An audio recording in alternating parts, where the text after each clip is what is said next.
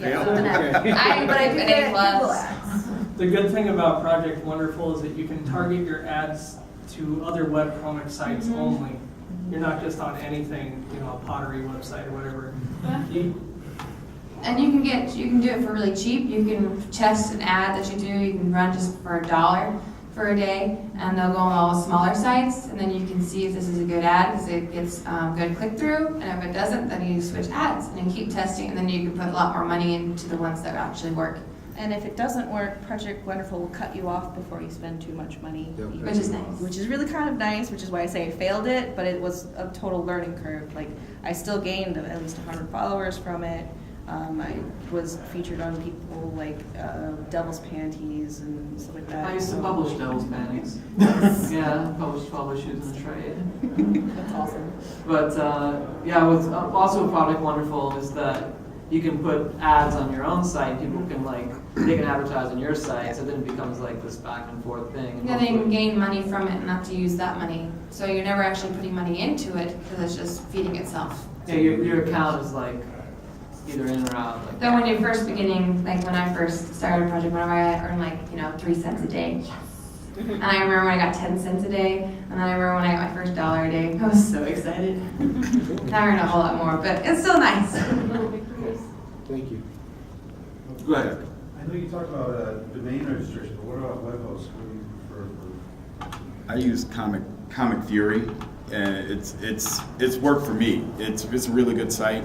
I mean, it hasn't gone down or anything, but it's awesome. And they will, if you're a new webcomic, you put it on there, they will advertise your comic for the entire week that it's up, the first week that it's up. If you're looking for hosting space, like to put WordPress and Comic Press and all that, I use HostGator. You can get a cheap plan for like $8 a month. Just Host, the one I use, they're doing a special right now, I think for $3 a month. Hostable's another one. There's I actually a ton have a of them. Linux box, so I run it out of my own server kind of thing that I have a friend who maintains. So it's really however you want to do it. You can probably set up a computer and have a dedicated server out of your own home, or you can go pay for other people to host it, or you can go to Blogger and run it off of Blogger. Some people run it off of Tumblr. You don't even have to worry about hosting that way. So it's wherever your budget is. I'd say keep it under 10, easy. Yeah, if it's over 10, they're ripping you off. Yeah, over 10, 10 a month? yeah. Less, yeah, Yes. it's less than 10 a month. So for hosting. Right. Payments. Additional questions? I think I saw a few other hands out there. Go I got a question. Recently, I was trying to set up my WordPress, and we had the links, and I got a Bluehost, and then I got lost somewhere. I uploaded the artwork, gone. Clint, where are you? I don't know. The banner's there, so I've been using Weebly because I'm just familiar with it. Weebly's manual because they don't have a scheduler that I can just, okay, here's my next 10 comics, and I walk away. Right. Yeah. So, do you guys know of a plugin or something that even works with Weebly where I can say done, and then I'm at the convention, I don't have to worry about I can research yesterday. that for you. I don't know one off the top of my head. The Okay. one I use is for WordPress, and Okay. that's just, set it up and I walk away kind of thing. It's like I got the WordPress, it's just not working. And I'm like, Well, You can call your hosting. They will help you out. They should. If you're paying them, they'll help you. Plus, Clint, if you get the Comic Press plugin, you can contact Front, and he's like, the man. I don't want to load a bunch of work on him, but if you contact him and just say, hey, he might be able to help you out, or direct you to somebody. I mean, that's the good thing about webcomics is it is a community. Once you get involved in the community, people are willing to offer up, advice or it is, yeah. It's very supportive. It's a very supportive So community. just ask and like you are now, and you definitely find your answer. I am hireable as a web developer. And I'm gonna call you as a web developer. Make sure you take my car. But I give free advice, so I can tell you how to do it, and if you can't figure it out, then you can hire me to do it. I'm different than Franz. She's gonna tell you wrong, so you hire her. Oh, and it's like just this button right here. Hit that button. It's the The delete big button. red button. That She's like, goes, that's when I start a countdown. yeah, Push and that then one. she'll tell you to press one button, and then 5 seconds later, in your email will be like a PayPal invoice. Loads of one button works. Just need the next button, right? Go ahead. I've got two questions. One, Just one question, sir. just one question. No, just kidding. He's kidding. Unless I made that request, so, Speaking of, there are some people that are both writers and artists, some people that are just writers working with artists, some that are artists working with writers. On that, when we have that split responsibility, is there a different angle that should be taken on the team? Is there a different way of looking at how to do things for the writer as opposed for the artist? Different kind of merchandise that could maybe work with both, or at that point in time, are you putting most of the merchandise on the shoulder of the artist?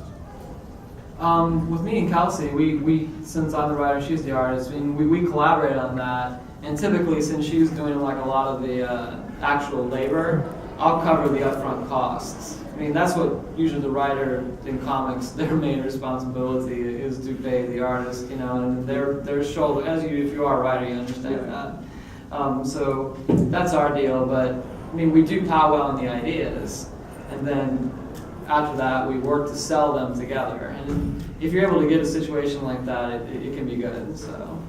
On that same token, I've had people argue with me, but I agree with you. I feel as the writer, like I'm doing less actual work time frame wise. How does that work into splitting profits?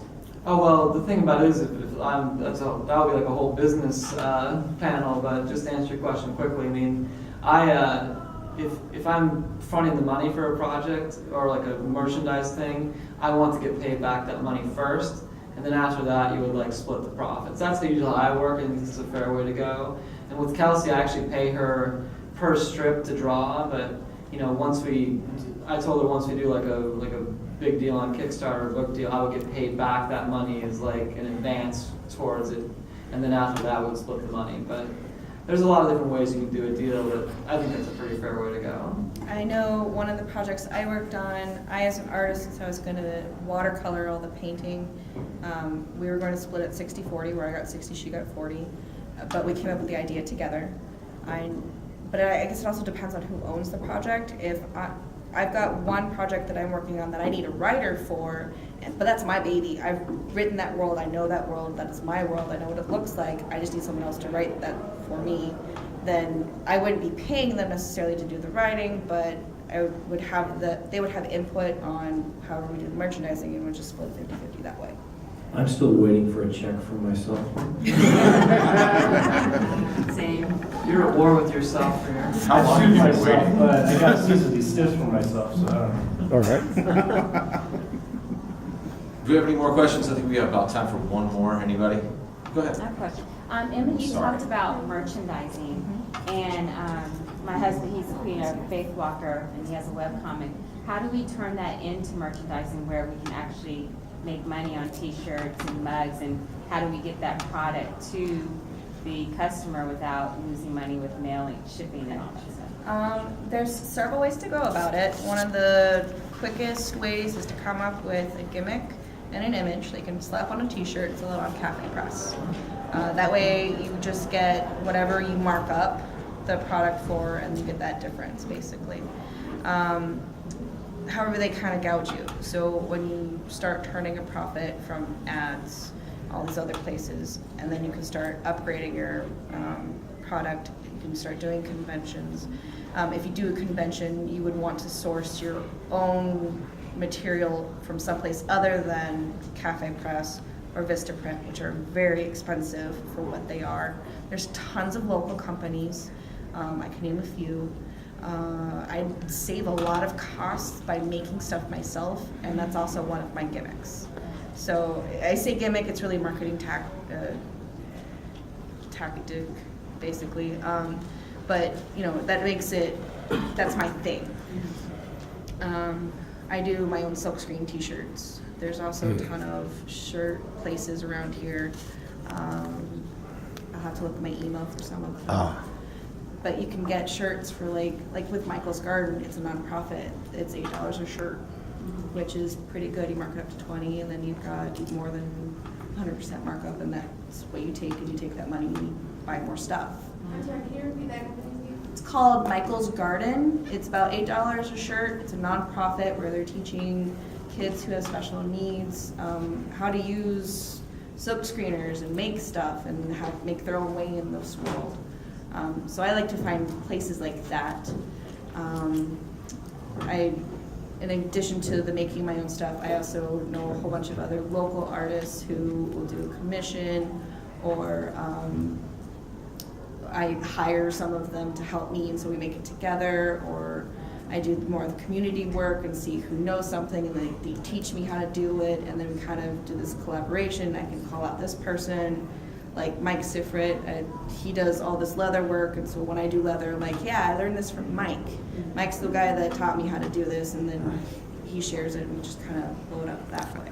Did that answer your question? Okay. All right, just to wrap it up, I have one last question for you. And how important is stick-to-itiveness and not getting discouraged? I mean, you find that, and what kind of advice would you give to somebody starting for the hills and the peaks and valleys that you're going to go through? Anybody want to address that? Just do it. Yeah, just get out there and do it, both feet in. Just jump into it, do it. But be consistent, especially with your artwork, because if you're going to expect people to buy stuff from you, you got to give them something to buy. I mean, yeah, if you just start a webcomic and then just quit and then expect people to keep buying it, it's not going to happen, because people will leave just as quickly as they come Like, to it. probably number one rule in webcomics is keep your schedule.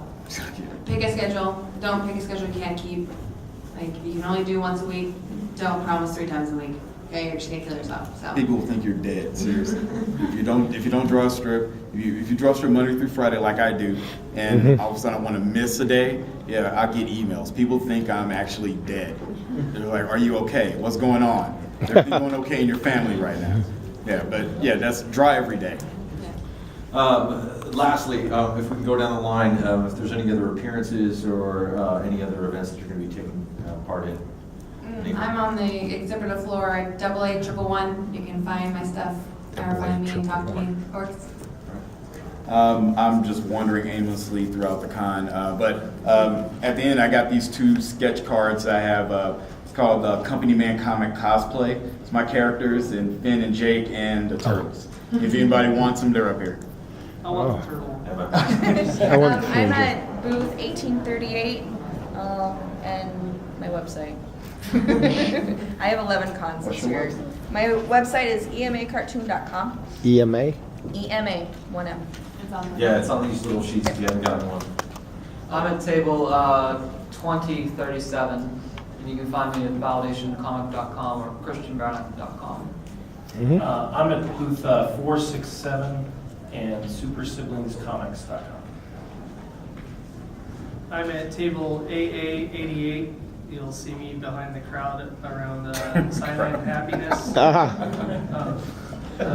My websites are dylanmcmillan.com, fourthgradespacecaptain.com, and stalebacon.com. Oh. So And I have a couple free books for anybody that would like some. Oh, yes. And there's also some sheets with some of the web addresses and some other things. Another round of applause, please, Anika, for any